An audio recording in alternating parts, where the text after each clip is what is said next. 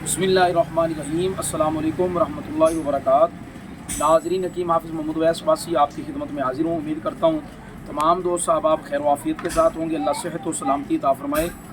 दोस्तों, ये जो नुस्खा आप देख रहे हैं ना, ये सफ़ूफ़ आप देखें, ये माजून है, ये गोलियाँ और ये शरबत है।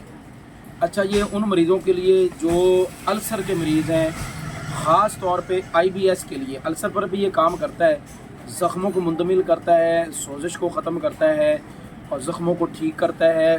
आंतों की जो दीवारें, IBS के मरीज़ जो संगृहणी के मरीज़ हैं, जिनकी आंतों की दीवारें पतली हो जाती हैं, उनके लिए वो क्या होता है, उसकी निशानी मैं पहले वीडियो में पूरी तफसील बता चुका हूँ। अभी मैं सिर्फ माज़रत चाहता हूँ, अभी मैं सिर्फ ये आपको तारुफ़ करवा रहा हूँ इस कोर्स का। तो ये गोलियाँ हैं, ये सफ़ूफ़, ये माजून और साथ ये शरबत है। IBS के जितने मरीज़ हैं जिनको खाने के बाद फ़ौरन पखाने की आदत हो जाती है, फ़ौरन पेशाब आ जाता है, कोई चीज़ भी खाएं फ़ौरन वाशरूम हो जाते हैं, उनके लिए बेहतरीन है। दूसरे तीसरे दिन उनको फ़र्क पड़ जाएगा। दूसरे तीसरे दिन इंशाअल्लाह अल्लाह की बारगाह में उम्मीद से ये कहता हूँ कि दूसरे तीसरे दिन के बाद उनके साथ ये कंडीशन नहीं होगी कि वो खाना खाने के फ़ौरन बाद वो जाएंगे पखाना के लिए। अच्छा, ये IBS के लिए भी बहुत अच्छा काम करता है और इसके साथ ख़ास तौर पे है तो IBS के लिए यानी संगृहणी के लिए। इसके साथ ये अल्सर पर भी कुछ काम कर जाता है और अल्सर में जो मेन चीज़ H पाइलोरी है उस पर भी ये काम करता है।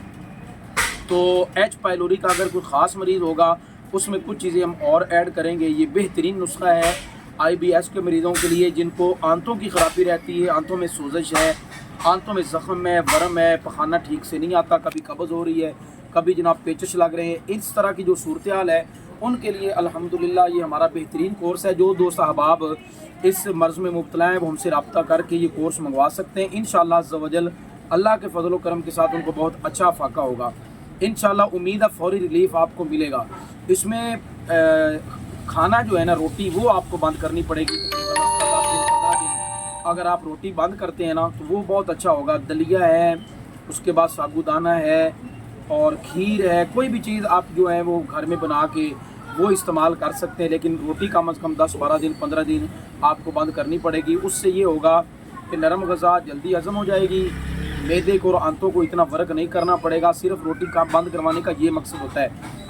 वरना आप सर्च करके देख ले, खाना 5 घंटे के बाद हज़म होता है, तकरीबन कमो बेच 5-6 घंटे के बाद जाकर खाना हज़म होता है, मैदा साफ़ होता है, आंतें साफ़ होती हैं, बड़ी आंत में चला जाता है पखाने की सूरत में। तो इसलिए नरम ग़ज़ा होगी, जल्दी हज़म हो जाएगी, इनको इतना वर्क नहीं करना पड़ेगा, तो ज़ख्म आपके जल्दी ठीक हो जाएंगे। ये मकसद होता है खाना।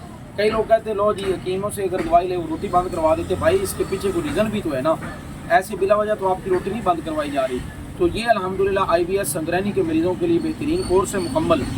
जो दोस्त साहब आप मंगवाना चाहते हैं वो रब्ता करके मंगवा सकते हैं। दुआ में याद रखिएगा। अस्सलाम वालेकुम रहमतुल्लाहि व बरकातहू।